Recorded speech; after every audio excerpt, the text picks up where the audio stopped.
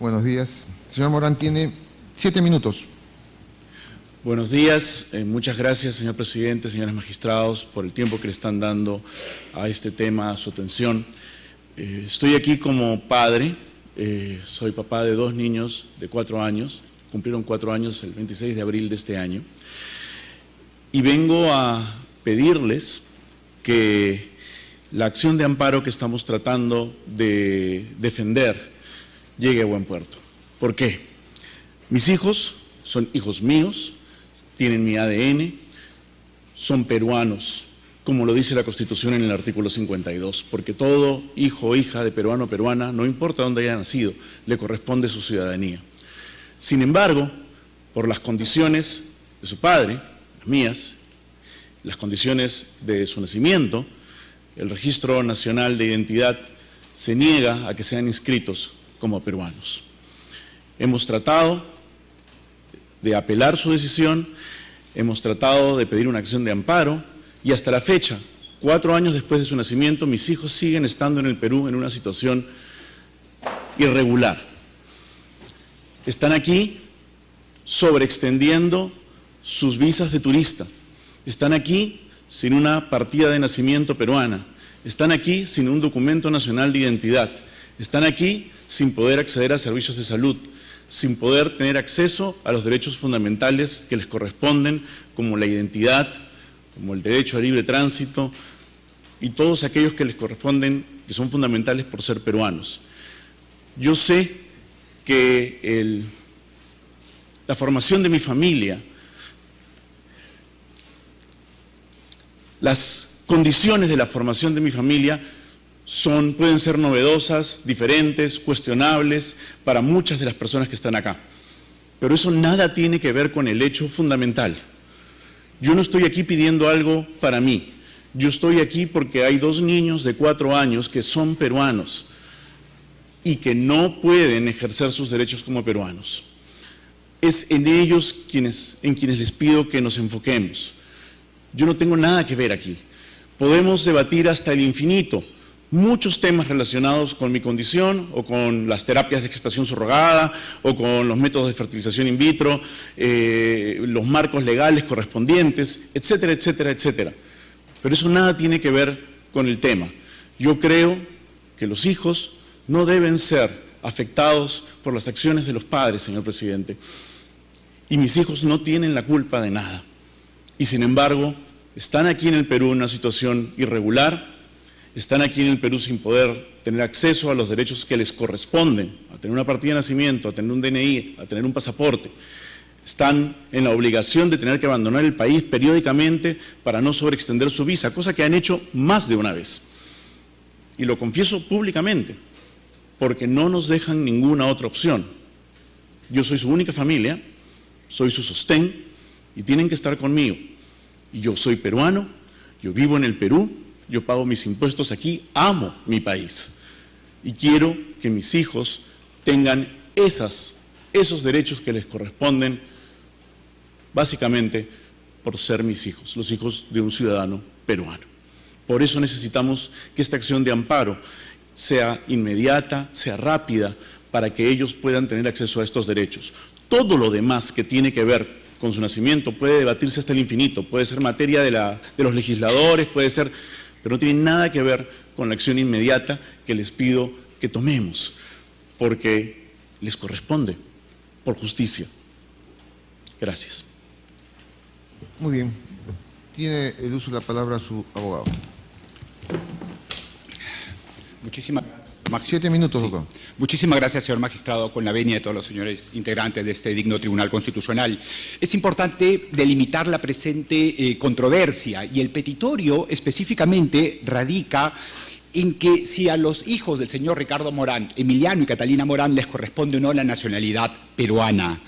Se ha solicitado al Poder Judicial que ordene a RENIEC proceda a la inscripción de los 2 menores hijos del señor Ricardo Morán, reconociendo su derecho a la nacionalidad, a la identidad, entre otros derechos fundamentales, y haciendo prevalecer la Constitución, artículo 51 de la Constitución, que consagra el principio de jerarquía constitucional sobre cualquier otro dispositivo legal de menor rango. debemos hacer mención que se ha cumplido con todos los requisitos que solicitó RENIEC para proceder a la inscripción extemporánea de los hijos del señor Ricardo Morán. Con respecto a la necesidad de tutela en el presente caso, ya lo adelantó mi patrocinado, Catalina y Emiliano Morán nacieron el 26 de abril del año 2019 y a más de 4 años, 3 meses de su nacimiento, hay una afectación permanente de sus derechos fundamentales. El no tener documento nacional de identidad, no contar con pasaporte, no tener acceso a salud, no tener seguro integral de salud, el ser tratados como extranjeros en su propio país, conlleva una serie de afectaciones a sus derechos fundamentales. Y ya ha tenido además el Tribunal Constitucional la oportunidad de pronunciarse las distintas y múltiples afectaciones que conlleva el no contar con un documento nacional de identidad. Esta situación tiene que ser remediada por parte del Tribunal Constitucional. En efecto, el Tribunal Constitucional ha establecido cuál es la importancia de contar con un documento nacional de identidad en el expediente 2273 del año 2005 y la función que cumple el documento nacional de identidad, no solamente para la identificación de las personas, pero además para poder ejercer un conjunto de derechos fundamentales, los derechos fundamentales antes mencionados, pero además derechos civiles y políticos. Si los niños, la situación no es remediada, posteriormente no podrán ejercer sus derechos civiles y políticos, votar en elecciones, entre otros derechos fundamentales. Apelamos al artículo 44 de la Constitución, que consagra como deber primordial del Estado garantizar la plena vigencia de los derechos humanos, el cual tiene que ser interpretado de conformidad con el artículo primero. La defensa de la persona humana y el respeto de su dignidad son el fin supremo de la sociedad y del Estado. Ya el Tribunal Constitucional tiene múltiple jurisprudencia uniforme con respecto a que la dignidad humana no es solamente un principio, no es solo un valor superior del ordenamiento jurídico, es asimismo un derecho fundamental y puede ser invocado y ha sido invocado en la presente controversia, y corresponde al Tribunal Constitucional reconocer los derechos fundamentales de Emiliano y Catalina Morán. Con respecto a la afectación del derecho a la nacionalidad, efectivamente, lo señaló mi patrocinado, el artículo 52 reconoce su derecho a la nacionalidad.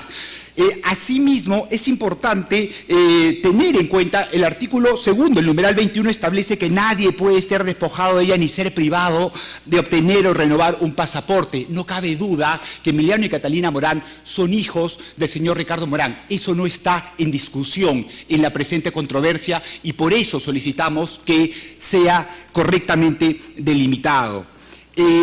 Invocamos la cuarta disposición final y transitoria de la Constitución, el artículo 55, a efectos que este digno tribunal tome en consideración además que los tratados internacionales sobre derechos humanos forman parte del ordenamiento jurídico y también, como lo ha establecido este tribunal, las sentencias de la Corte Interamericana. La vinculatoriedad de las sentencias de la Corte Interamericana incluso radican en su ratio decidendi y la Corte Interamericana ha tenido la oportunidad de pronunciarse con respecto al derecho a la nacionalidad, con respecto al derecho a la identidad y cómo la obtención de la nacionalidad y el derecho a no ser privado de ella es una condición, es un requisito para el ejercicio de un conjunto de derechos fundamentales y esto tiene que ser reconocido por parte de este digno tribunal.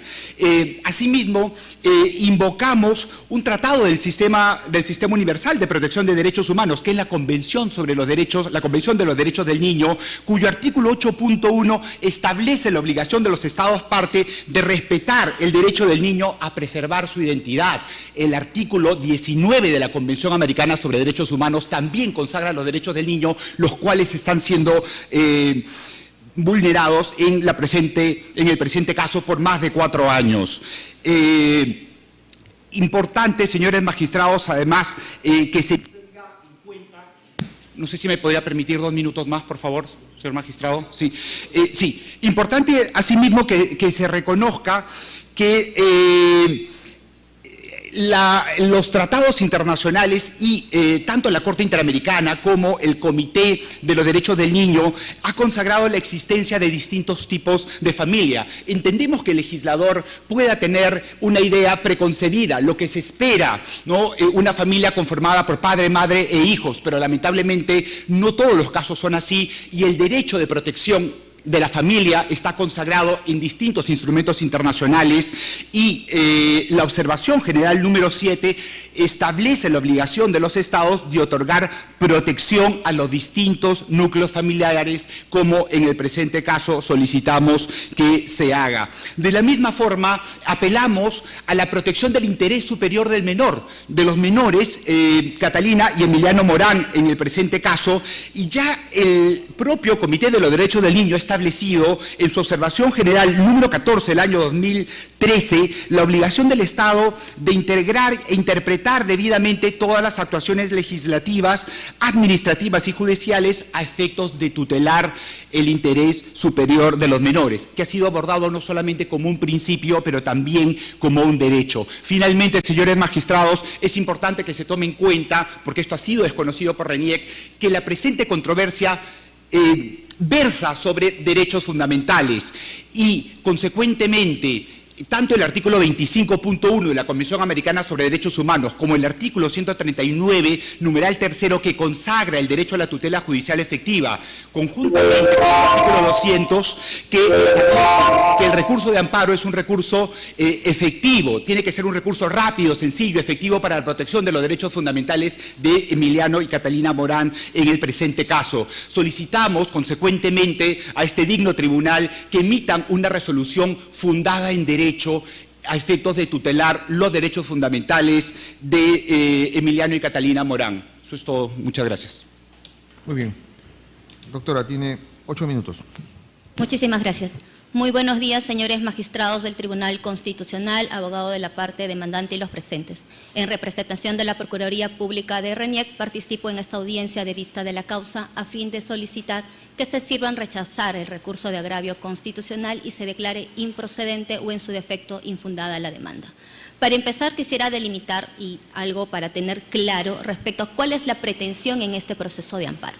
En este proceso de amparo, de manera clara, la parte demandante desde el inicio del proceso ha señalado que solicita que se declare la nulidad de las resoluciones emitidas por mi representada, a través de las cuales se rechaza el recurso de apelación interpuesto contra las resoluciones que rechazaron las solicitudes de inscripción administrativa extemporánea de menor nacido en el extranjero. Respecto a esta pretensión, señores magistrados, como en primer lugar, esta Procuraduría Pública solicita que se tenga presente lo establecido en el artículo 7, inciso 2 del nuevo Código Procesal Constitucional. Esto es para verificar la procedencia de esta demanda de amparo, que señala este marco normativo, que justamente los procesos constitucionales entre los cuales se encuentra el amparo no procede cuando existan vías procedimentales específicas igualmente satisfactorias. En este sentido, teniendo en cuenta la pretensión que, como bien señalé, es que se declare la nulidad de pronunciamientos emitidos por mi representada, debe tenerse presente lo establecido en el artículo 148 de la Constitución y el artículo 228, inciso 1, del texto único ordenado de la Ley del Procedimiento Administrativo General, que señala que los actos administrativos que agotan la vía administrativa podrán ser cuestionados en el Poder Judicial a través del proceso contencioso administrativo. En este sentido, señores magistrados, no puede obviarse que justamente nuestro marco normativo cuenta con un proceso idóneo que cuenta una estructura definida y a través de la cual se puede realizar o se puede otorgar la tutela, en este caso a la pretensión de la parte demandante. En este sentido, no podemos olvidar que justamente este tipo de proceso es el primer nivel de protección de los derechos, en este caso de los administrados, entre los cuales se encuentra la parte demandante. Es por estos fundamentos que en un primer momento nosotros solicitamos que se analice lo establecido en el artículo 7, inciso 2 del nuevo Código Procesal Constitucional y se declare improcedente la demanda.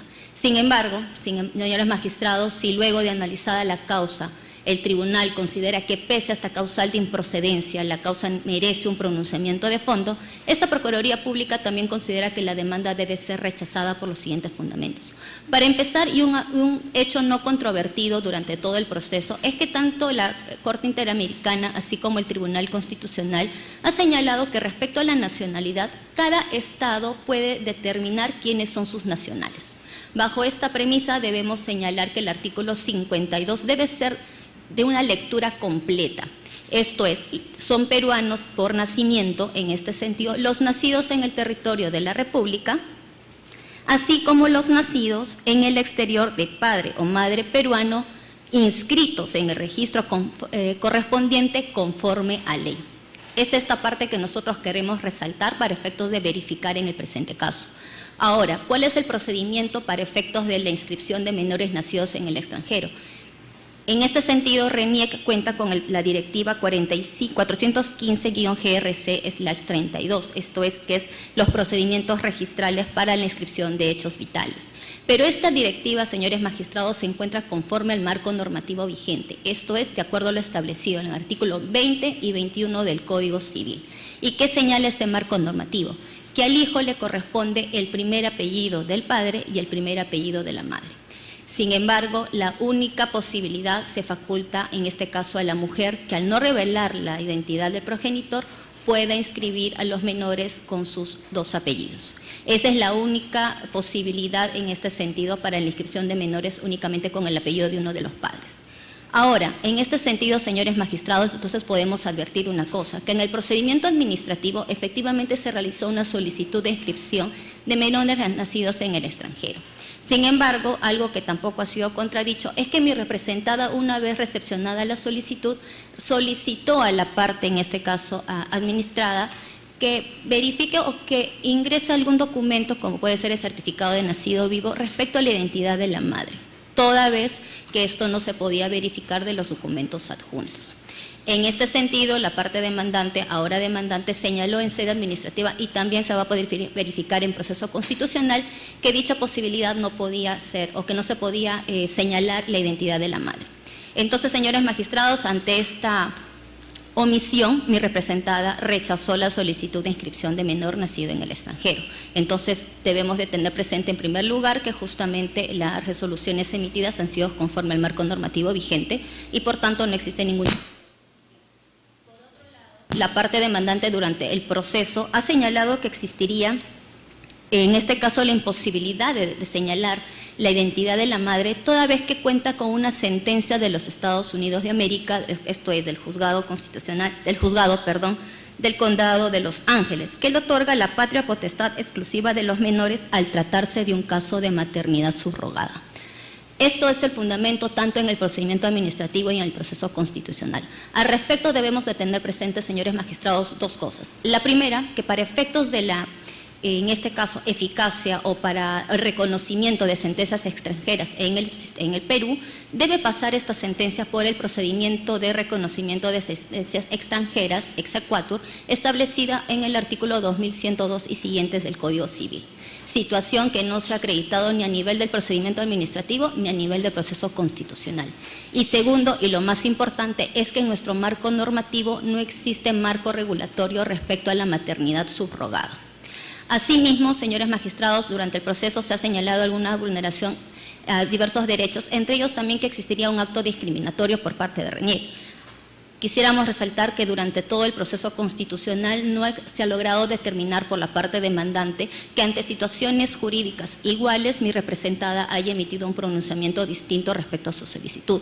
En este sentido, nosotros consideramos que RENIEC no ha realizado ningún tipo de inscripción previa respecto a una solicitud de inscripción de menores únicamente con los apellidos del padre y por ende consideramos que esta situación o este presunto acto vulneratorio respecto a una discriminación queda sin sustento. Por otro lado, y finalmente, señores magistrados, quisiéramos resaltar un aspecto bastante importante. Es que lo que se verifica es de que existe básicamente un cuestionamiento al marco normativo establecido en el artículo 21 del Código Civil. Esto es que otorga solamente a la madre la posibilidad de inscribir a los menores con sus apellidos. En este sentido, quisiéramos resaltar, señores magistrados, que mi representada no cuenta con una atribución para emitir o modificar leyes. Por el contrario, esta es atribución exclusiva del Poder Legislativo, justamente por mandato constitucional. Y finalmente, señores magistrados, teniendo en atención que la parte demandante ha señalado sentencias de repente de la Corte Interamericana, yo quisiera señalar que justamente la Corte Interamericana, en el caso de las niñas Yang y Bosico versus República Dominicana, lo que hace es afianzar la postura de esta parte procesal, en el sentido de que se señala que efectivamente cada Estado determina quiénes son sus nacionales. Y por último, este caso no resulta ser similar al presente, toda vez que finalmente no es cierto que en ese caso, señores magistrados, se trataba de menores nacidos en la misma República Dominicana, de madre dominicana y de padre haitiano. Sin embargo, en el caso concreto estamos ante menores nacidos en el exterior, que conforme se tiene de los documentos presentados por la propia parte demandante y lo señalado por la parte demandante en esta presente audiencia, nacieron en los Estados Unidos de América, cuentan con pasaporte, en este caso americano, y por ende contarían también con la nacionalidad. Es por estos fundamentos, señores magistrados, que esta Procuraduría Pública solicita que se declare improcedente o en su defecto infundada la demanda de amparo. Muchísimas gracias. Doctor, 3 minutos. Señores magistrados, en efecto, a ver, la parte demandante no pretende desconocer el derecho que tiene RENIEC. No desconocemos las competencias que tiene RENIEC ni tampoco el Estado peruano a determinar quién es nacional o quién no lo es.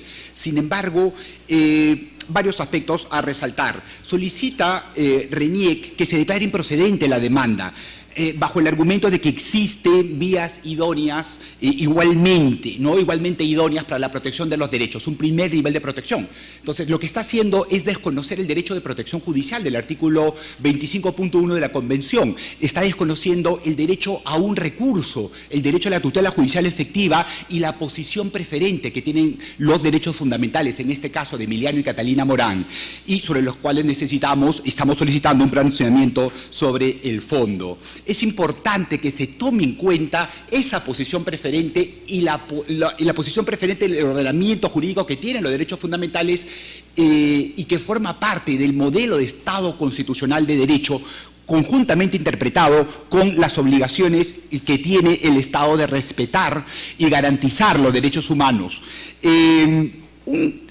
Otro aspecto que señala es que efectivamente no estamos solicitando, hemos señalado la imposibilidad de brindar el nombre de la madre porque ya mi patrocinador ha señalado que justamente sus hijos han nacido a través de una técnica de gestación subrogada. Por eso hemos hecho mención a que es importante delimitar el petitorio en el presente caso. No estamos solicitando al Tribunal Constitucional que se pronuncie ni que exhorte al Congreso sobre la técnica, que legisle sobre técnica de gestación subrogada. Esto es un caso absolutamente excepcional y sí puede ser resuelto, pudo ser aplicado, resuelto tanto por RENIEC como por el Poder Judicial y puede ser resuelto por el Tribunal Constitucional, inaplicando la normativa que determina la obligación de brindar el nombre de la madre en el presente caso a efectos de tutelar los derechos fundamentales de Catalina y Emiliano Morán. En el presente proceso no está en discusión sobre si mi patrocinado tiene o no la patria potestad. Eso no está en discusión. El llevar a cabo un proceso de exequatur implicaría una dilación indebida, absolutamente, además, irrazonable, porque esa sentencia incluso fue presentada en el marco del proceso a efectos de otorgar mayores elementos probatorios, pero pudo bien no haber sido presentada, y eso no implicaría que mi patrocinado no sea el padre de Catalina y Emiliano Morán. Se ha presentado toda la documentación y eso no ha sido controvertido por parte de RENIEC, las partidas de nacimiento debidamente traducidas, y yo las he presentado incluso al Tribunal Constitucional a que pueda tomar esto en consideración. Necesitamos Es importante que se tome en cuenta que no puede interpretarse ni la Convención Americana ni los pronunciamientos de la Corte Interamericana en aislado, como lo hace la representante de RENIEC. Es importante que se interprete la Convención Americana tomando en cuenta el artículo 1.1, que establece las dos obligaciones generales que tiene el Estado: obligación de respetar derechos y obligación de garantizar derechos. Y eso es concordado con el artículo 44 de la Constitución, y es lo que solicitamos a este digno tribunal, sea materia de pronunciamiento. Igual tiempo. 4 minutos. Muchas gracias. Sí, teniendo lo señalado por la parte demandante, tan solo quisiéramos hacer hincapié y resaltar que en nuestro sistema jurídico no existe marco regulatorio respecto a la maternidad subrogada y por ende las consecuencias respecto a la filiación que pudieran acarrear estas situaciones. En este sentido, señores magistrados, debe tenerse presente que justamente conforme al mandato constitucional es el Poder Legislativo que debe realizar estos cambios o modificaciones tanto mediante leyes especiales o la modificación del Código Civil de acuerdo a lo que pueda considerar pertinente.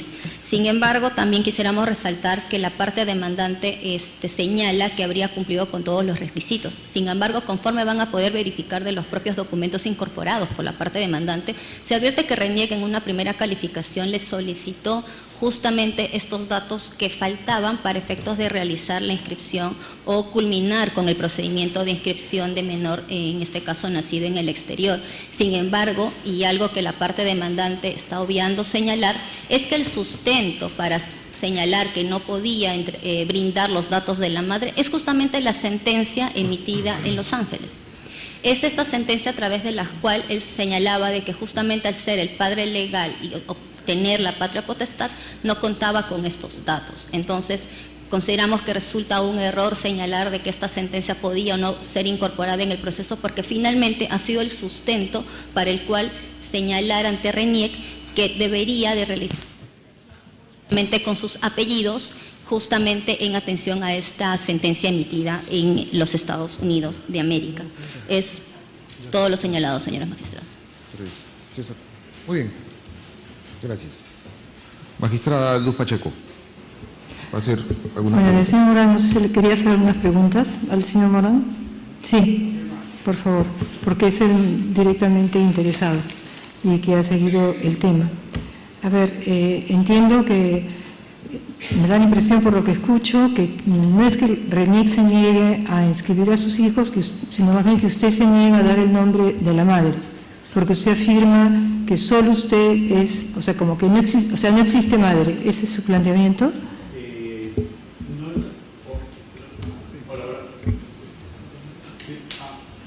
Sí, le escucha.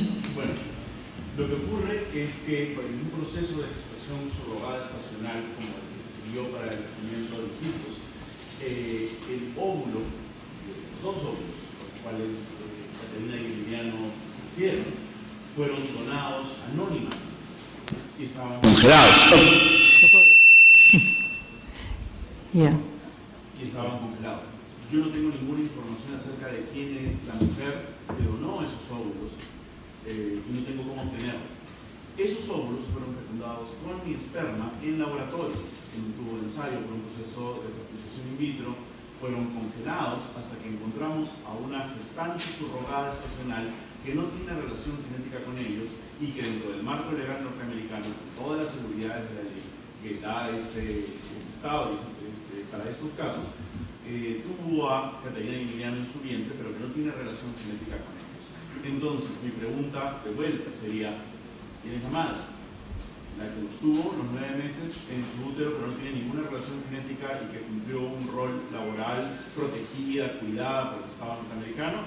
La persona que donó los óvulos hace algunos años y cuya identidad no tenemos y está protegida, o la persona que quería. Una inquietud, porque no domina tanto el tema, pero solo tuvo 9 meses, hay algún intercambio de sangre, ¿no?, entre la gestante y o sea que algún tipo de influencia para el desarrollo del niño ha tenido el vivir 9 meses ahí, ¿no? En realidad, no de material genético, pero ese debate, que es un debate totalmente válido y que podría corresponder si los legisladores peruanos en algún momento deciden presentar un marco legal para la gestación subrogada estacional en Perú, que es relevante, no nos parece, a mí no me parece que sea la materia que debamos debatir, o sea, podemos debatirlo, podemos tener opiniones al respecto, pero mientras tanto, ese debate puede tardar años o décadas, como ha tardado en muchos países, Caterina y Emiliano, sí, en el caso de, o sea, por lo que he podido leer, ¿no? Nos interesa indudablemente a todos el interés superior de esos niños, ¿no? Todos estamos de acuerdo que es a quienes tenemos que proteger sobre todos. Entonces, cuando uno va normalmente a un médico le piden sus antecedentes. ¿Has tenido cáncer? ¿Alguien en tu familia? ¿Por lado de tu madre? ¿Por lado de tu padre? Entonces sus hijos nunca van a tener esa posibilidad de poder determinar eso. Quiero decir, no es que sea, me parece a mí, un razonamiento adicional, sino que está en el centro del asunto, porque por algo la legislación peruana exige que haya una identificación de la madre. Ahora, por lo que me dice, es un supuesto especial, ¿no? Duro, pienso para lo, al menos me parece que es un poco duro, ¿no? Pero dígame usted. En el momento en que los óvulos fueron seleccionados, recibimos la información sin revelar la identidad de la persona acerca de sus antecedentes médicos, de sus padres, sus hermanos, sus abuelos, acerca de las enfermedades y operaciones que hubieran podido tener, toda esa información médica que usted hace referencia. Esa información consta, yo la tengo. Entonces, sus hijos iban a saber que tienen una madre. Mis hijos van a saber que su padre los quiso tener con tanto amor y una persona que donó sus óvulos hace muchos años los dio para que ellos pudieran venir al mundo. O sea que ellos, no sé, pero puedo hacer una pregunta un poco, si quiere me contesta, si no, no. Con todo, no. Me parece, doctora, muy relevante tocar estos temas, porque si no se empiezan a tocar, ¿cuándo? Claro. Tenemos que empezar a tocarlos, aunque sean incómodos. Le hago una pregunta, ¿sus padres viven? ¿Los padres de usted viven? ¿Sí? Solamente mi madre. Solo su madre. ¿Y viven en Lima? ¿Conoce a sus hijos? Sí. Imagino que los querrá mucho también. Muchísimo. Bueno, imagino también que para usted el afecto de su madre es un punto como de seguridad afectiva, ¿verdad? Del que nunca tendrán sus hijos esa posibilidad. Digo, es una cosa fuerte, dura, que va un poco en la línea, porque como su abogado también ha mencionado, y usted, la importancia del convenio sobre los derechos del niño. Allí se dice, por ejemplo, ¿no?, que los estados tienen el deber de facilitar, cuando los niños viven con los padres separados, de poder incluso viajar a estar con los padres. Dice, los estados partes respetarán el derecho del niño que esté separado de uno o de ambos padres a mantener relaciones personales y contacto directo con ambos padres de modo regular, ¿no?, salvo que eso pudiera hacerles daño.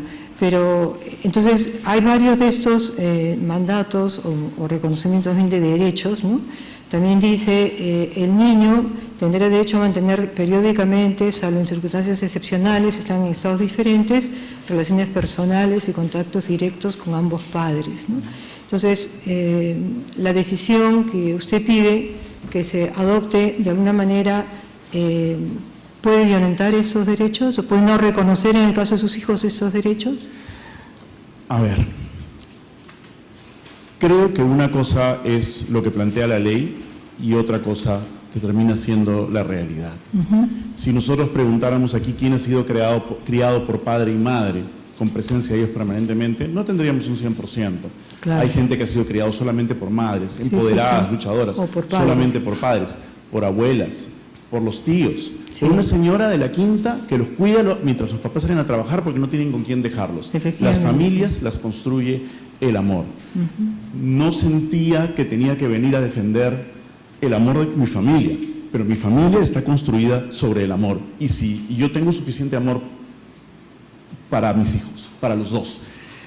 El término concreto aquí es que al margen del debate sobre cómo se conforman las familias o cómo pueden o no pueden nacer los niños a nivel mundial y particularmente en el Perú, lo único que pedimos es que sean inscritos para que tengan sus derechos. Lo otro, que lo debatan los legisladores. Bueno, yo no les estaba preguntando, me parece en general, sobre las familias. Yo eso no estoy poniendo en duda que usted forma con ellos una familia, sino me estaba refiriendo al daño que puede resultar para sus hijos no conocer a su madre, al menos a la madre que lo tuvo 9 meses, si es que ella quiere conocerlo. A lo mejor la señora no quiere ni conocerlo porque solo quería la plata. También puede ser un poco duro para los niños, digo, conocer esto, ¿no? La conocen, o sea, saben quién es, yo sé quién es. O sea, es una persona que no tiene ningún interés en inscribirse como madre de ellos porque no se considera madre de ellos. Tiene 4 hijos y ha hecho esto antes también. Y mis hijos tienen muchas fotos con ella, no sé. O sea, no hay un desvínculo con ella, pero no hay una relación de madre de ella hacia mis hijos. Entonces, si hay esta relación, ¿por qué? Leyendo en esta sentencia que usted, bueno, después le comento eso, la sentencia, no voy a leer los nombres, dice que tanto esta señora como su esposo colaborarán con el demandante Ricardo Morán Vargas y firmarán todos los documentos necesarios para obtener el certificado de nacionalidad del Perú. Entonces, ¿por qué usted no facilita dando el nombre de la señora y se acaba el problema? ¿Sería lo correcto? No. ¿Por qué no? Porque desde el principio nuestro convenio es que ella no quiere una vinculación y yo no quiero que ella figure como la madre de mis hijos porque no lo es, aunque me facilite el trámite. Sería una forma trucha de salir de este problema que requiere una solución ordenada, legal y de respeto a la Constitución. Es como pedirle a alguien que firme a mis hijos para salir del problema y eso no lo voy a hacer. Claro, lo que pasa es que prefiero pelearme en todas las instancias por lo que es correcto. Bueno, de lo que aquí se lee que usted ha presentado, no pareciera, ¿no?, que ellas vieran es un problema porque usted ha asumido todas las responsabilidades, ¿no?, o lo que quiere hacer, imagino, a nivel del Perú, porque la sentencia que aquí se recoge en el expediente no ha sido pasada por esa homologación al S4. Ahora, eso es lo último que le quería preguntar, que me había llamado la atención. A ver, usted dice en su escrito, dice que no ha seguido el procedimiento del S4, pues el reconocimiento de una sentencia que versa sobre gestación subrogada no sería homologada en el Perú, ¿no?, de conformidad con lo dispuesto en el artículo 2104 del Código Civil, en lo que respecta al requisito que la sentencia no debe ser contraria al orden público ni a las buenas costumbres. Entonces, por un lado usted dice, yo no quiero homologar la sentencia porque va a ir contra las buenas costumbres y el orden público, pero por otro lado piden una acción de amparo que sí lo hagamos, si es que le damos la razón. Técnica, entonces usted me lo puede... Sí, por supuesto. Le agradezco. Sí, no hay ningún problema. No, ya terminé, era la última pregunta. Muchas gracias. Gracias a usted. Sí. Magistrada, en efecto, esa es la respuesta que se ha dado porque es lo que establece la normatividad civil. La gestación subrogada no está contemplada en el ordenamiento jurídico. Sí, eso sabemos. Y hay requisitos que son bastante estrictos y la respuesta que se tendría sería esa, lo cual no quiere decir que mi patrocinado, mi persona, califiquen que la técnica de subrogación estacional vaya en contra de las buenas costumbres, vaya en contra de la moral. Hay que tener en cuenta los derechos fundamentales, el derecho que tiene toda persona a fundar una familia, el derecho a la autodeterminación reproductiva. Las personas tienen un proyecto de vida. Los niños tienen además el derecho fundamental al reconocimiento de su personalidad jurídica, el cual está siendo desconocido, y eso es lo que está siendo tutelado. Se ha señalado eso. No me está respondiendo, disculpe, porque mi pregunta en concreto era, si usted dice que si se reconoce la sentencia tal como está, eso iría contra las buenas costumbres, usted quiere por el amparo. Eso no es lo que se ha señalado, señorita magistrada. Lo que se ha señalado es que el llevar a cabo un proceso de exequatur sería inoficioso y no va a resultar, de ninguna forma se podría declarar, digamos, convalidada, homologada la sentencia de Estados Unidos en el Perú. No se podría. ¿Por qué? Bajo lo que establece la normatividad civil. ¿Por qué? Porque no está regulado este procedimiento en el Perú.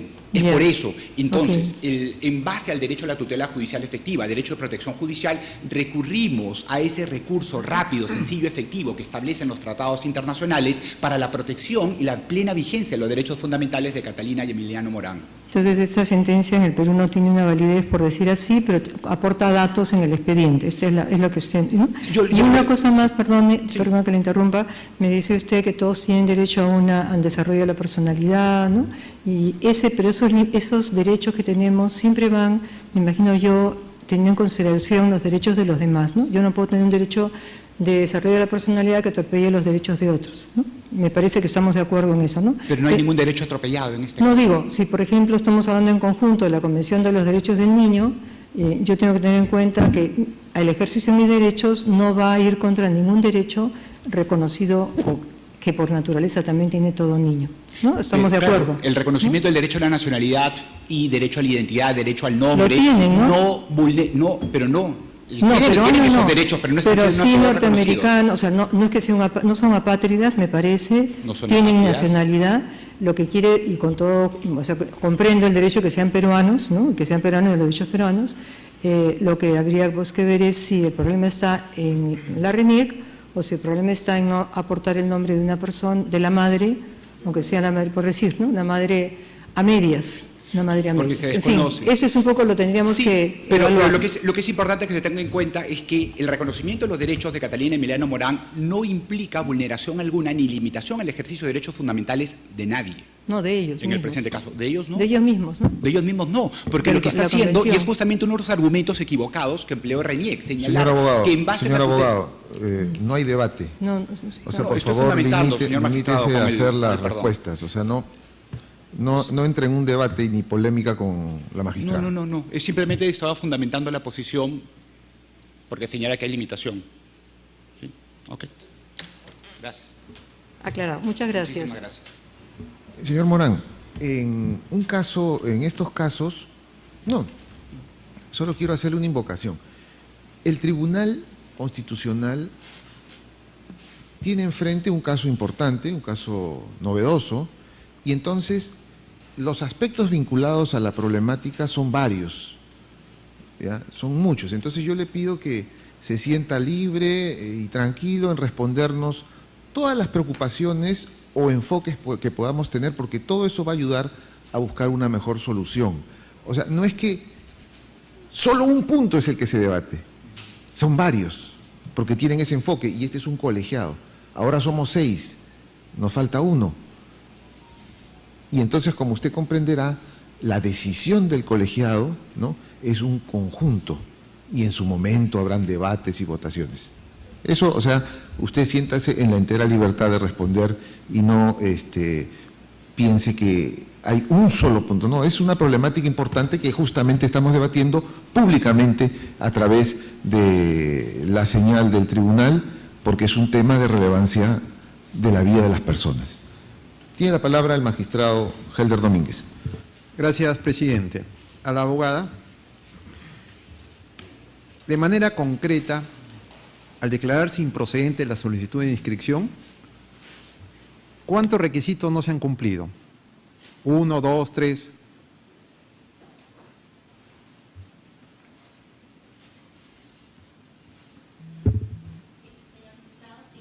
En atención justamente a la notificación cursada a la parte demandante a nivel del procedimiento administrativo, se señaló que justamente de acuerdo al inciso C del artículo 15 del Decreto Supremo 1598 PCM, que es justamente la ley 26.497, que es la ley Solo los orgánica. requisitos, quiero ok. saber. 1, 2. Se señaló de manera concreta. ¿Cuántos requisitos nada más? No, Uno, ¿cuáles? que era que para atender la solicitud de inscripción del acta de nacimiento era necesario conocer el nombre de la madre. Y siendo que dicha información Ya. no aparecía en las actas, Ese se es el único solicitaba. requisito. Efectivamente, que Si justamente se cumple con ese requisito, se procede a la inscripción. tendría que evaluarse si es que la documentación que pueda presentar, en este caso la parte demandante, tendrá que ser evaluada nuevamente y se emitirá obviamente un pronunciamiento. Pero sin Ya. embargo es justamente esta observación que se realizó, que justamente Ya, no fue correcto. levantada y por ende se rechazó. Correcto. Para que ustedes soliciten ese requisito indispensable, ¿cuál es la base legal? Justamente lo establecido en el artículo 20 y 21 del Código Civil. Así es. El artículo 21 del Código Civil, por favor. Yo le voy a dar lectura, ¿sí? Dice lo siguiente, prescribe lo siguiente. Cuando el padre o la madre efectúen separadamente la inscripción del nacimiento del hijo nacido fuera del vínculo matrimonial, podrá revelar el nombre de la persona con quien lo hubiera tenido. Y al final, el párrafo dice, cuando la madre no revele la identidad del padre, podrá inscribir a su hijo con sus apellidos. ¿Ese podrá para ustedes es un supuesto obligatorio?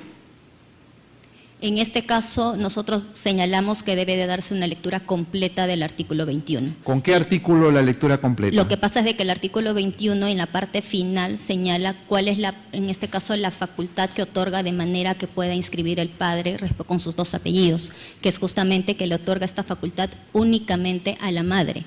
Ya. En este sentido, realizando una lectura completa del artículo, entonces, por ende, se tiene que señalar que si la inscripción la realiza el padre, tendría que obligatoriamente incorporar el nombre de la madre, porque la única facultad que se está dando permisiva es justamente a la madre.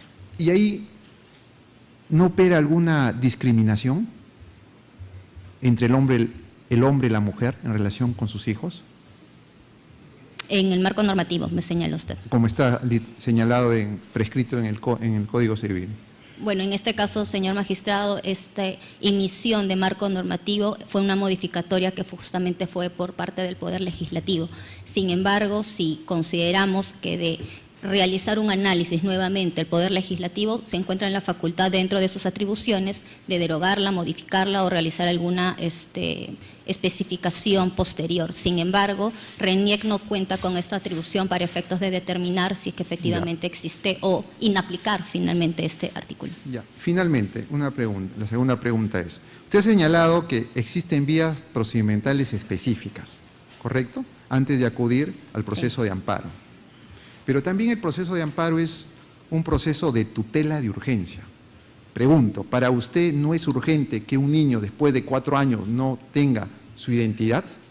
¿Es para usted, esa es una causal de que no es urgente, dado el principio de interés superior del niño? Esa es la pregunta. En este caso, señor magistrado, esta Procuraduría Pública considera que en el proceso contencioso termina siendo la vía igualmente satisfactoria, toda vez que, como bien señalé y también lo ha resaltado la magistrada, en el caso no estamos ante menores que tengan la condición de apátridas. Como bien hemos señalado, son menores nacidos en el exterior, cuentan con una nacionalidad, esta es la estadounidense, cuentan con un pasaporte. En este caso, señalar que existiría una urgencia, consideramos que no se acredita en el presente caso y por ende podría haber acudido al Poder Judicial para cuestionar estas resoluciones administrativas que considera resultan vulneratorias. Gracias. Magistrado Gutiérrez. Gracias, presidente. Para la abogada de la parte accionante, quisiera preguntarle, primero, la pregunta es ¿por qué el favorecido no realizó este procedimiento de maternidad subrogada en el Perú? ¿Por qué? Es una pregunta en todo caso que tendría que responder el patrocinador. No, legalmente. Porque no existe norma. No existe norma. No existe norma Entonces, que regule. Está prohibido en el Perú la maternidad subrogada y queremos inscribir algo que está prohibido en el Perú. Yo entendería que no está prohibida. Pero por no eso está estoy preguntando, si no hay normatividad, no significa que esté prohibido. entonces Hay que hacer está una permitido. interpretación. No está regulado. Por Es eso. distinto el supuesto. Hablamos acá, y ese es un gran tema que no traemos a colación usualmente. La Constitución no solo son derechos, es también un modelo cultural, la cultura constitucional. ¿Está claro? De eso parte un modelo. Y aquí el modelo no ha legislado sobre la maternidad subrogada, porque sería incompatible probablemente con el tema constitucional que se defina. Como dice la doctora, habrá legislación, legislador, etcétera. Pero técnicamente no puede haber maternidad subrogada en el Perú. No lo hay. No lo Diga hay, que no hay puede legislación, lo que fuere, no lo hay. Es como decir, no sé, ¿se puede consumir drogas en el Perú? No, no se puede consumir drogas porque es ilícito. En este caso en concreto no hay posibilidad. Entonces, ¿cómo se pretende inscribir algo que no tiene ningún amparo normativo en el caso peruano? ¿Puedo contestar? Sí. Los niños son seres humanos. Emiliano y Catalina Morán son seres humanos con dignidad. Nadie discute La dignidad eso. fundamenta Quisiera, los derechos lo que pasa, fundamentales. un ratito, Es señor abogado. realidad, Perdón, señor magistrado. perdón, yo soy el magistrado. Por favor, le pediría que me responda, no por un discurso muy bonito para la que no tribuna, es un discurso, es un etcétera, no, concretamente. ¿Por qué? Porque ese niño sí tiene nacionalidad. Ese niño está inscrito en los Estados Unidos. Ese niño fue procreado en los Estados Unidos bajo el amparo legal que allá existe, porque ya existe ley. Así como en los Estados Unidos existe pena de muerte, etcétera, tienen un régimen constitucional que les permite determinadas fórmulas distintas al caso peruano. Pero en el caso peruano no. No estamos hablando de una patria, como dijo la magistrada Pacheco. Es un niño norteamericano en estos momentos, que quiere ejercer o que quiere escribirse también en el caso peruano. Por lo tanto, mi pregunta es distinta. No desvaríe el tema. Pero es que usted me está señalando acá que estamos afectando a un niño. No, acá estamos hablando sobre la inscripción de un proceso de maternidad subrogada que no se ha hecho en el Perú, porque en el Perú no está permitido. Y por lo tanto, se pretende bajo esta fórmula forzar el sistema para poder inscribirlo. Por eso le pregunto, concretamente, el amparo legal o constitucional al respecto, concretamente. Artículo 1, dignidad humana. La posición preferente de los derechos fundamentales, artículo 51 de la Constitución, y asimismo el derecho a la igualdad. Doctor, y pero no es que discriminación. el señor, el niño tiene nacionalidad, los dos niños tienen hoy en día nacionalidad, ¿sí o no? El señor Ricardo Morán es peruano y eso no está en pero discusión. no le estoy preguntando eso. Consecuentemente, sus dos menores hijos tienen derecho a la nacionalidad peruana. Lo que hace el Estado es reconocer derechos. Y está en manos de ustedes si reconocen o no los derechos fundamentales de los dos menores niños. El Estado no le está negando la inscripción por lo que me dice la doctora Saldo Costero Miguel. Le está diciendo que declaren el nombre de la madre. Norma que se puede inaplicar al caso concreto a efectos de tutelar los derechos fundamentales de Emiliano y Catalina Morán, artículo 138, segundo párrafo de la Constitución. Van a renunciar a la nacionalidad norteamericana, es lo que entiendo. No tienen por qué renunciar a la nacionalidad norteamericana. Lo que quieren es doble nacionalidad. No es que se quiera doble nacionalidad, lo que se quiere es que tengan igual reconocimiento de derechos fundamentales. El derecho a la igualdad y no discriminación es un derecho transversal. Vuelvo a decir que estamos hablando aquí de la inscripción de un menor que puede darse en cualquier momento, inclusive hasta los 18 años, para poder optar por la nacionalidad. Estamos hablando aquí de normas de orden público que están basadas sobre la cultura de nuestros pueblos, que no admiten la maternidad subrogada en este momento, que probablemente tenga que haber un marco actualizador constitucional que lo habilite, pero técnicamente no lo admite. Y usted me está dando una generalidad de cosas, ¿no? Que sí me está diciendo que los derechos de los niños, que etcétera, que sí, ciertamente nadie discute lo contrario, pero acá lo que estamos viendo, primero, es que acá hay dos niños que sí tienen una nacionalidad, acá hay dos niños que sí tienen una identidad inscrita. Acá hay dos niños que lo que se les está pidiendo por cuestiones de orden público, marco legal, es que se señale la identidad del nombre de la madre. Entonces, por lo tanto, se está habilitando un permiso. Y es más, lo que plantea, con esto concluyo, lo que plantea la doctora, dice que acá hay un procedimiento que tampoco se ha cumplido. ¿Cuál es la urgencia en todo caso? Si es que entendería que habría una urgencia, si estaríamos hablando de niños que no tienen ninguna identidad, que no tienen pasaporte, que no tienen un carnet de identidad de un país. Estamos hablando de niños hoy en día norteamericanos. Entonces, la urgencia que usted plantea para traerlo por un amparo, sin agotar los mecanismos previos inclusive, o sea, ¿cuál es la relevancia? ¿Cuál es la urgencia en el caso concreto? La plena vigencia de los derechos humanos. Tienen derecho a la nacionalidad peruana, y es lo que se espera. Gracias. Y es lo que acá no hay una discusión cultural, señor magistrado. Sí hay, la Constitución también es cultura, el modelo de matrimonio, el modelo de familia, hay una opción como tienen todas las constituciones del mundo. Los Estados Unidos tienen un modelo cultural, Alemania tiene un modelo cultural. Los derechos fundamentales forman parte de un movimiento internacional. Los derechos fundamentales no son absolutos tampoco. Puede ser limitado bajo determinadas circunstancias, señor magistrado. Gracias. Muy bien. Magistrado Ochoa, puede hacer sus preguntas. Sí, al abogado. Usted ha hecho mención a la tutela de derechos fundamentales, ¿no? El derecho fundamental es formar una familia, que no ponemos en duda de los sentimientos del señor Morán. Pero la pregunta es a usted como abogado, jurídicamente ese concepto es estático, es evolutivo, ¿cómo lo reconocería nuestro ordenamiento jurídico? Es un concepto... El caso concreto Sí, para aterrizar. Es un concepto... Encuadra dentro de familia. Sí, yo lo había mencionado en los alegatos, ¿no?, que solicitamos que se reconozcan los distintos tipos de familia. Ya la Corte Interamericana, en el caso Atala Rifo, el año del 2012, estableció justamente el derecho y la obligación de los estados de otorgar igual protección a los distintos tipos de familia. Y en ese sentido, también el Comité de los Derechos del Niño, a través de una observación general, me parece la observación general número 14, ha establecido lo mismo. Y justamente destacando lo que usted hace mención, ¿no?, que las sociedades son dinámicas y lamentablemente no puede esperarse que todas las familias sean papá, mamá e hijos. Eso no coincide con la realidad. Eso puede ser lo deseable dentro del modelo cultural, pero no es lo que pasa en la realidad. ¿No? Más aún en un país golpeado por la pandemia, donde hay más de 100.000 niños que han perdido padres.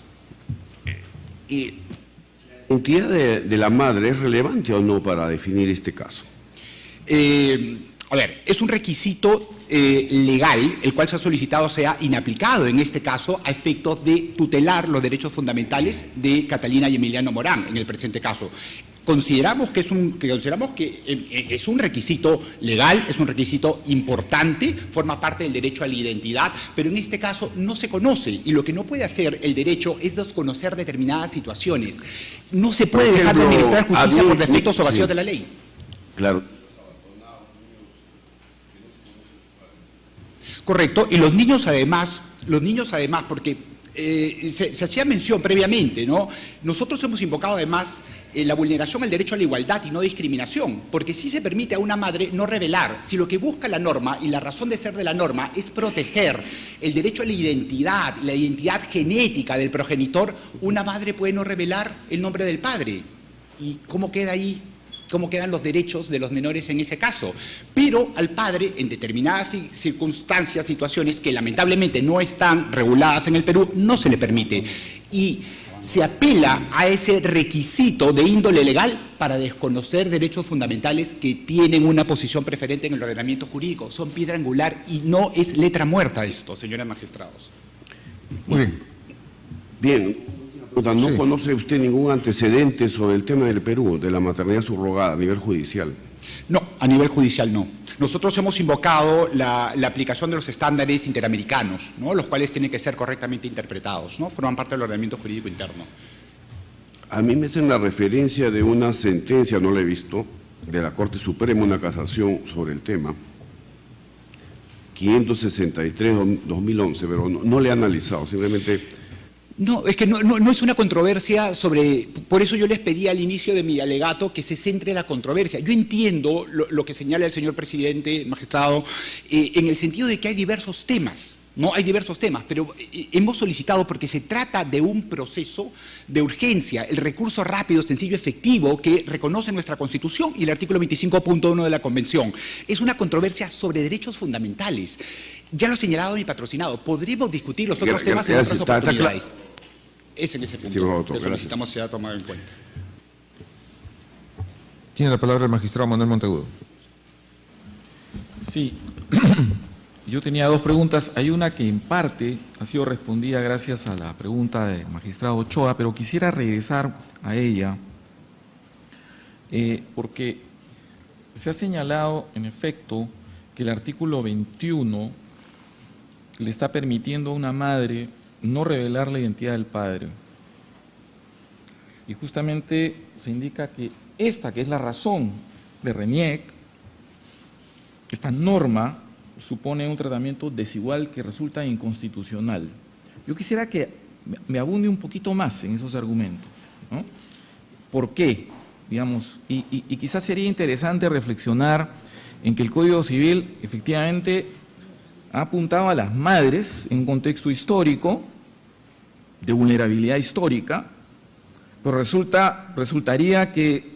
parecería que esta referencia, digo parecería, puede ser anacrónica, ¿no? Es más o menos, pero quisiera escuchar un poquito más esa argumentación. Nosotros hemos invocado efectivamente la vulneración al derecho a la igualdad y no discriminación. Y efectivamente, ¿no?, ya la Corte Interamericana y además el Tribunal Constitucional ha establecido que este derecho no solamente implica consagra el derecho a la igualdad ante la ley, sino además la igualdad en sentido material. ¿correcto? Y es importante que se tome en cuenta aquí lo que establece el artículo 1.1 de la Convención Americana sobre Derechos Humanos, transversal para todos los derechos, incluso el artículo 24, igualdad y no discriminación. El artículo 1.1 de la Convención Americana establece dos obligaciones, dos deberes generales en materia de derechos humanos a los Estados. El deber de respetar derechos, que implica que los agentes estatales tienen que abstenerse de violar derechos fundamentales, y la obligación de garantizar derechos fundamentales. Y la obligación de garantizar derechos fundamentales, desde la primera sentencia que emitió la Corte Interamericana en el caso Velázquez Rodríguez versus Honduras, estableció que implica tres deberes para los Estados: prevenir violaciones a los derechos humanos, cuando éstas ocurren a pesar de las medidas de prevención que puede haber adoptado un Estado, la obligación de investigar y sancionar y la obligación de reparar. Todo derecho y toda acción estatal, cuando se analiza si existe o no responsabilidad internacional del Estado, tiene que ser analizada bajo el 1.1. En el presente caso consideramos que se verifica efectivamente una vulneración al derecho a la igualdad y no discriminación, en el sentido que, en base a un requisito de índole legal que consideramos que es razonable, pero que en determinados supuestos, a efecto de no dejar en desprotección a los menores, se permite a las madres no revelar la identidad del padre, ¿sí? No es lo mismo en situaciones excepcionales en las que un padre quiere inscribir a sus dos menores hijos. Entonces, en base a un requisito de índole legal, se pretenden desconocer derechos fundamentales que, como lo ha reconocido este Tribunal Constitucional, siguiendo la jurisprudencia del Tribunal Constitucional Español, son piedra angular del ordenamiento jurídico y tienen una posición preferente.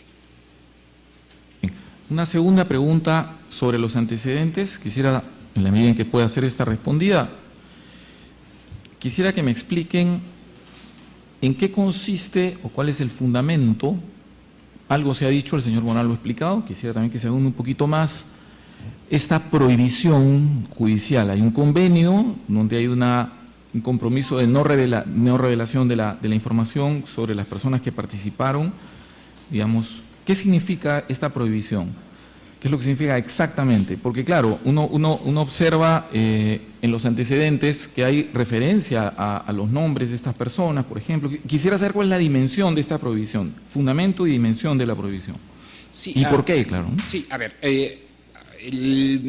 hasta lo que establece la sentencia y tal cual señalado el señor Ricardo Morán. Bien, sus hijos nacieron por esta técnica de gestación subrogada, ¿correcto?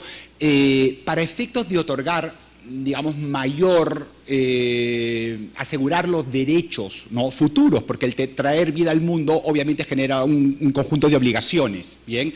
Entonces, no se conoce la identidad de la donante de los óvulos previo a la técnica de fertilización in vitro. No se conoce, con lo cual no se puede cumplir con el requisito de señalar. Entonces, cuando nos preguntan, ¿quién es la madre? Pero no, es que no se conoce la identidad de la madre.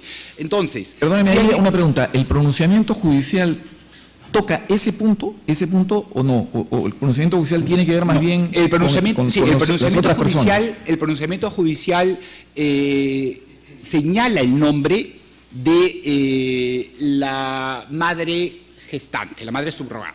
Es el nombre que señala, incluso... No lo anterior, no lo anterior, porque se le conoce y está protegido. Sí, hay un código. E incluso se establece ahí la obligación de no revelar, incluso de la madre subrogada. Se establece la obligación de no revelar ese nombre. Pero no es la madre, nuevamente. No se trata, no es la madre, no hay identidad genética allí, alguna. Ya.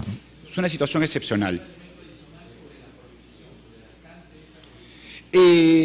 No. Lo que señalamos nosotros es que es por un tema de seguridad jurídica para tanto la madre, que como lo señalaba el señor Ricardo Morán, además está casado, que no van a tener ninguna obligación, no como padres, en el sentido de pensión de alimentos, régimen de visitas y tal, ¿no? Entonces, establece esa sentencia que el señor Ricardo Morán es el único padre, es padre único, ¿no? Y por lo tanto, pues tiene la patria potestad.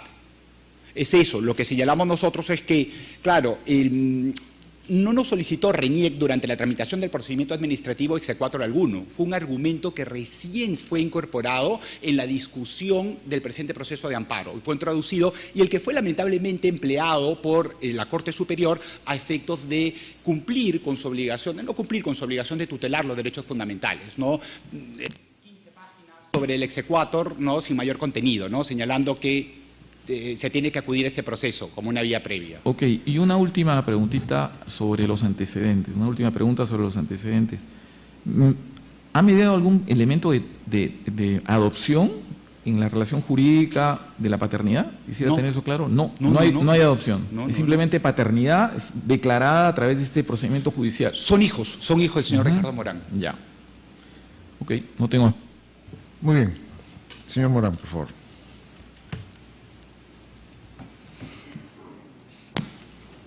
En las respuestas que ha dado, hay algo que me parece, a ver si usted me corrige. Usted conoce al donante. ¿No conoce? No. La identidad tampoco. No. ¿Y por qué en un momento dijo, cuando estaba respondiendo alguna pregunta, que usted sabía quién era la...? Porque al momento de la selección del óvulo de la donante, uno recibe una serie de documentos que detallan sus antecedentes médicos, su talla, en qué estado fue la última vez que vivió, durante cuánto tiempo, lo de sus padres y abuelos y hermanos, pero eso es bajo un código. En el caso de la donante de los óvulos de mis hijos, el código era Shannon, pero ese no es su nombre, no sé yo dónde viva esta persona ni cuándo donó estos óvulos.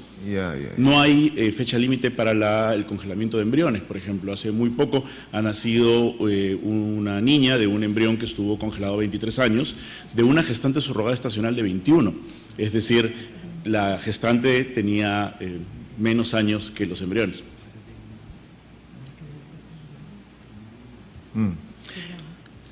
Ya, entonces, o sea, no hay forma de saberlo.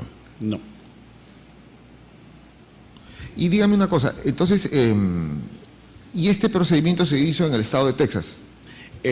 Mis hijos nacieron en el estado de Texas, pero la agencia encargada del proceso de subrogación, que reúne tanto al estudio de abogados como a los donantes de óvulos, queda en California. Ah, ya, ahora entiendo. Entonces, la madre subrogada estaba en Texas. Ahí, la gestante subrogada. La gestante subrogada ahí estuvo en Texas. Que podría haber estado en cualquier otro estado. Claro, pero la agencia está en California. Por eso es que el procedimiento que usted presenta es en California. Sí.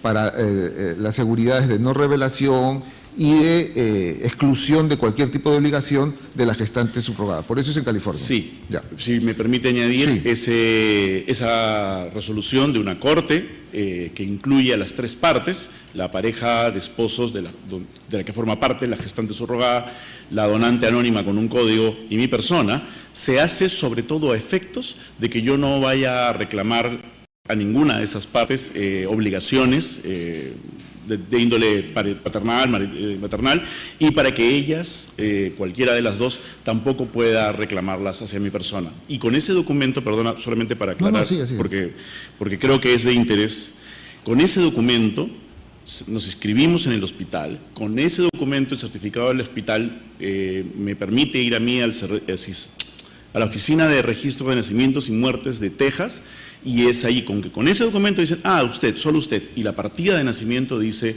Emiliano Morán, hijo de Ricardo Morán, nada más, y Catalina Morán, hija de Ricardo Morán, nada más. Y cuando usted empezó a indagar, o bueno, vio la fórmula, cómo podía tener a sus hijos, es decir, la agencia sí podría saber. Ellos. La agencia ha trabajado... Solo le digo porque no quiero que... Sí. Quiero explicarle por qué. Se hizo una pregunta que es interesante, ¿no? O sea, claro, el derecho, usted como padre dice, bueno, aquí voy a tener mis hijos y punto. Y está bien, hay cláusulas para la anonimización del donante. Pero supongamos otro supuesto donde en algún momento del futuro podría ser relevante, no para efectos de maternidad o de que esté inscrita, sino por cuestiones genéticas o de enfermedad. O sea, ¿esa agencia podría tener acceso? O sea, cuando usted hace el contrato le dicen, no, la agencia tampoco. Es una muy buena pregunta. Creo que entramos en un tecnicismo que tendría que revisar. No estoy seguro, pero sí puedo contarle que como parte del proceso para que las donantes se inscriban al banco de donantes, pasan por un chequeo genético de cerca de 400 enfermedades genéticas, y yo pasé por ese mismo proceso, y el match se hace para que no haya dos características genéticas dominantes que pudieran heredar nuestros hijos, como por ejemplo espina bífida o fibrosis quística, porque de esa forma, y es un chequeo que le sugiero a todo el mundo que haga cuando quiera paternar o maternar, garantizamos que nuestros hijos no van a heredar nuestros peores defectos. Ya. Muy bien. Cambiando de tema. Discúlpame. Termine. Gracias. No, solamente una pregunta a propósito. Quiero entender el procedimiento seguido. Por supuesto, es un asunto de derecho americano, derecho del estado de Texas o California. Digamos, una vez el arreglo judicial o la convención judicial, digamos, pudo no haber existido lo que fuere, pero lo que determina el certificado de nacimiento es cuando usted va al registro y ahí registra a los niños, ¿no? O sea, digamos, la contingencia judicial no es la constitutiva de la paternidad, porque ese es un elemento que yo tenía cierta confusión. Lo constitutivo del nacimiento es el registro, entiendo. La partida de nacimiento. La partida de nacimiento, sí, cuando usted va a registrar. Quizá el abogado puede digamos, decir algo más, pero entonces, si usted hubiera venido a RENIEC solamente con el registro, digamos, hubiera aparecido el problema del apellido, la ausencia del apellido de la madre. Eso es un poquito lo que ha ocurrido, porque, digamos... Porque fuimos con el registro de nacimiento de RENIEC. Claro. El registro americano traducido. Claro, legalmente. Porque, digamos, una persona que tiene hijos nacidos, un peruano en una situación análoga, digamos, con hijo de padre y madre, digamos, va con el certificado de nacimiento registrado y no va a tener el inconveniente porque va a declarar ambos nombres. Lo que ocurrió con usted es que simplemente faltó ese nombre trayendo el certificado de nacimiento. Ok, así es. Eso es lo que está claro. Bien. Gracias. Magistrado, ¿puedo seguir? Una bromita para descontraer. Muy bien, ya voy a terminar. Entonces, actualmente sus hijitos tienen 4 años. Explíquenos exactamente, en estos momentos, ¿usted tiene que viajar con ellos cada cierto, o qué fórmula ha encontrado para...? Estamos en un terreno un poco gris en ese tema. Evidentemente, cuando mis hijos ingresan al Perú, cuando recién nacen, a los 6-7 semanas de nacido, ingresan como turistas y se les da una permanencia, una visa de turista de 6 meses en ese momento. Pasan los 6 meses y estando embrollados en este proceso con RENIEC, nosotros seguimos en el Perú y ellos sobreextienden su visa durante casi 1 año y medio, 2 más, hasta que yo decido llevármelos nuevamente a Estados Unidos. ¿Perdón? ¿Sí? Sí, sí. Y allí esperamos, porque ya estábamos con lo del tribunal, con la Corte, perdón, aclárame, superior, y luego con la Corte Suprema. No, sí. Juzgado. Perdón, en la parte técnica. Sí. Hemos vuelto al Perú, y cuando hemos vuelto a entrar solo nos han dado, me parece que 90 días, porque ha cambiado la normativa para las visas de ciudadanos americanos. Eso se venció el 13 de marzo. O sea, cuando usted hizo su segundo, y tuvo que permanecer allá. Permanecí allá, por decisión, no tuve que permanecer. Podría haber quedado acá y su sobrepermanencia de la visa hubiera sido mucho mayor. No, pero me refiero a que, por ejemplo, cuando usted tiene que hacer esta salida, supongamos que aquí transcurren los 90 días, sí. Le han dado un visto de 90 días, ¿usted tendría que ir a Estados Unidos con sus hijitos? Tendría que. ¿Y cuánto tiempo tendría que estar ahí para que después pueda regresar otra vez, con el marco jurídico legal actual? 2 días, 1 día, lo que tome ir y volver. Ya. Muy bien. Ahora, solo tengo que añadir que hasta donde yo entiendo, estas idas y venidas eventualmente tienen un límite. Hay una multa y hay también una observación que puede hacer Migraciones ante ciudadanos que han repetidamente sobreextendido su visa a la hora de volver. Es un riesgo que me estoy corriendo. Muy bien. Yo supongo que por todo lo que usted nos ha planteado y además por la demanda, que su finalidad es criar a sus hijos aquí en el Perú y inscribirlos en un colegio, en fin, ¿no? En estos momentos sus hijitos están en un nido privado. Un nido privado, ¿no? Un nido privado. De hecho, el hecho de que mis hijos tengan acceso a ciertos privilegios no me parece que tampoco sea la razón para negarles otros derechos. O sea, pueden acceder a un seguro médico si es privado, como ciudadanos extranjeros, pero no al seguro de salud. Y lo que usted desea es que se les reconozca la nacionalidad peruana. Eso. Para la RENIEC. Gracias, señor.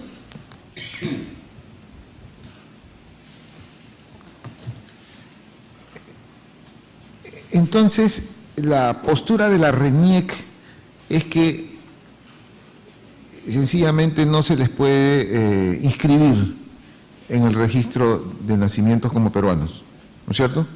Exacto, la solicitud de la parte demandante es la inscripción extemporánea de menores nacidos en el extranjero. Y digamos, imagínese usted, pues, como parece ser que existe una imposibilidad de identificar a la madre.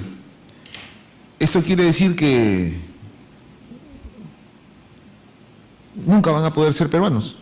Bueno, al respecto, señores magistrados, aprovechando la pregunta, quisiéramos resaltar ciertos aspectos. Para empezar, en el marco normativo del Perú, respecto a la maternidad, creo que nos estamos centrando en lo que dice la sentencia, que es que le declara padre legal. En este sentido, lo que entiendo la parte demandante señala es que no puede otorgar el nombre de la madre desde el contenido biológico, esto es genético, con quien comparte en este caso el ADN. Sin embargo, hay que tener presente que en nuestro marco normativo el tema de la maternidad está determinada por la gestación y el tema del parto. Entonces, bajo estos extremos, señor magistrado, quisiéramos que se tenga presente justamente este marco normativo, porque justamente es un debate respecto a cuáles son las implicancias en el tema de acudir a una maternidad subrogada justamente entre un óvulo donado, la gestación la lleva otra persona y cuáles son las implicancias en la filiación. Este es un aspecto que debe tenerse presente y respondiendo a su pregunta justamente, estamos hablando de que la imposibilidad, según lo que señala la parte demandante, es respecto a dar el nombre de la madre que tendría el vínculo genético con los menores. Sin embargo, no se ha determinado, es más, ha señalado que conoce a la persona que realizó, que llevó a cabo la gestación y que dio el alumbramiento de los menores. O sea, para el RENIEC, el RENIEC es, ¿no? ¿Perdón? Para el RENIEC. RENIEC.